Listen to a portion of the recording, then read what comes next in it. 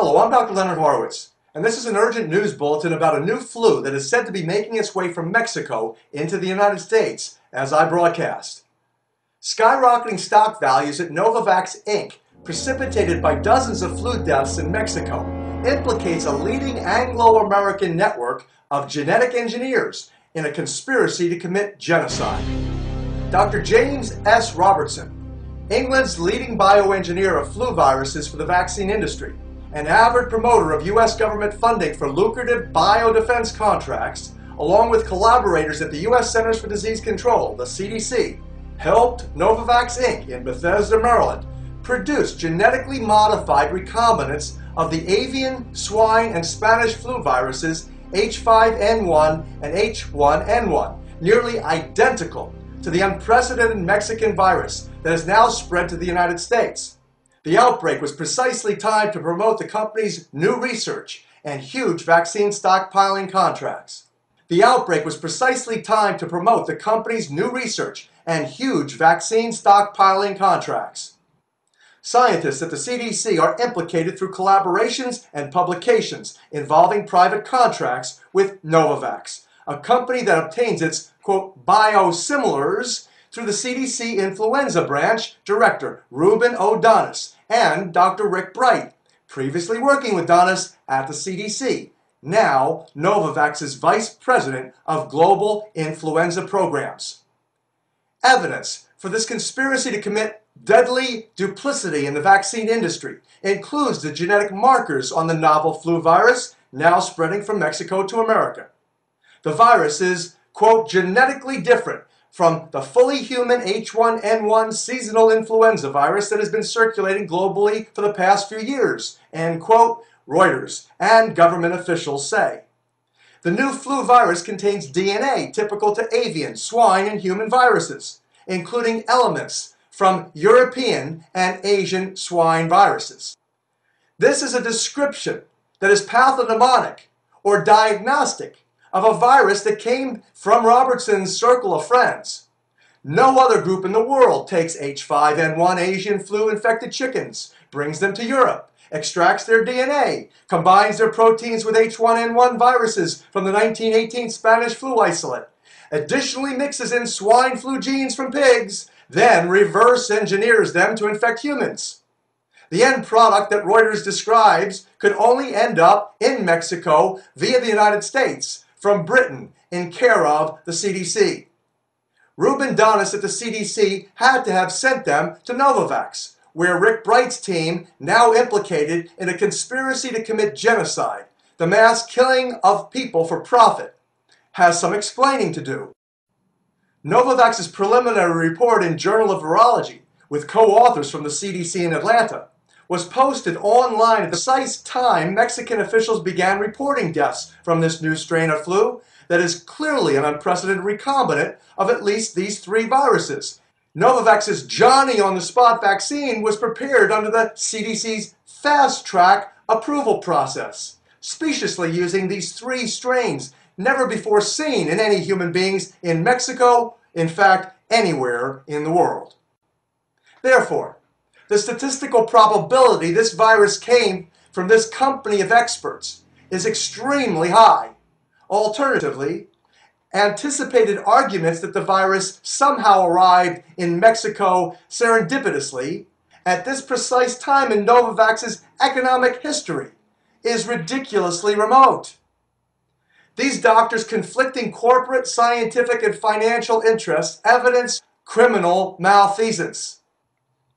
The most chilling evidence against the Robertson-Novavax vaccine pipeline, besides Robertson being the gatekeeper for multi-billion-dollar vaccine stockpiling deals, is Robertson's influence over the European Medicines Agency, the EMEA, a quasi-corporate, quasi-scientific think tank serving the European Economic Union and the drug industry's special interests. Dr. Robertson is the principal investigator for the Division of Virology at the National Institute for Biological Standards and Control, the NIBSC, in England, akin to the US FDA. During a meeting in April 2006, discussing the standardization of influenza vaccines on behalf of the World Health Organization, it was disclosed that the NIBSC is involved in the, quote, serological testing of vaccine trials, the preparation and distribution of influenza viruses to vaccine manufacturers, and the coordination of EU selections of strains of viruses to be used in vaccines, end quote. Participants disclosed the EMEA persuades vaccine makers to bank on pandemics and invest in pandemic vaccines with the introduction of, quote, mock-up files, end quote, which is their unassuming way of describing new laboratory bioengineered influenza viruses, also referred to as, quote, biosimilars. The EMEA waives regulatory fees as an additional incentive to attract more business for their allegedly biodefense concerns. Dr. Robertson, the holder of intellectual property rights to the genetic technology used to produce the H5N1 and H1N1 mock-up files used to develop Novavax's vaccine, waived his ownership of this technology during the company's research phase only, with a guaranteed payoff when the vaccine is commercialized. Robertson's material trade agreement covering the transfer of these biosimilars to Novavax is expected to return millions of dollars when the vaccine is commercialized and sold to world governments. Novavax's commercialization and promotions of their vaccine is largely based on media hype, fanning fears in markets for their avian flu, Spanish flu, and swine flu concoctions. Never before this outbreak has such a virus, combining the world's most feared flu strains, ever been identified.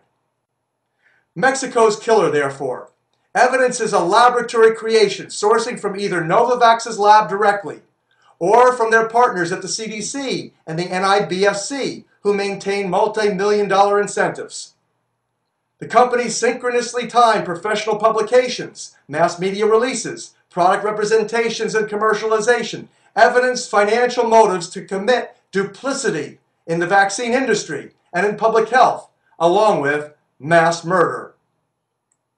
Days ago, officials at the CDC expressed serious concerns about this novel flu strain causing a deadly pandemic, not disclosing their obvious knowledge that the outbreak must have sourced from the materials used in their cooperative studies with Novavax.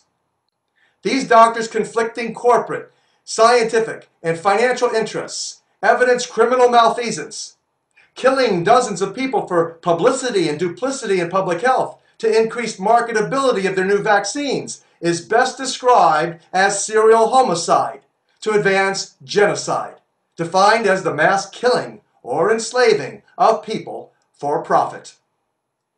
The most chilling evidence against Dr. Robertson and his EU research team, besides him being the gatekeeper and chief promoter for multi-billion-dollar flu vaccine stockpiling deals, and besides his collaborators being caught red-handed here by hard science and common sense, is his stated position that he believes it is wise to, quote, prime, end quote, populations worldwide by releasing viruses he and his colleagues are creating.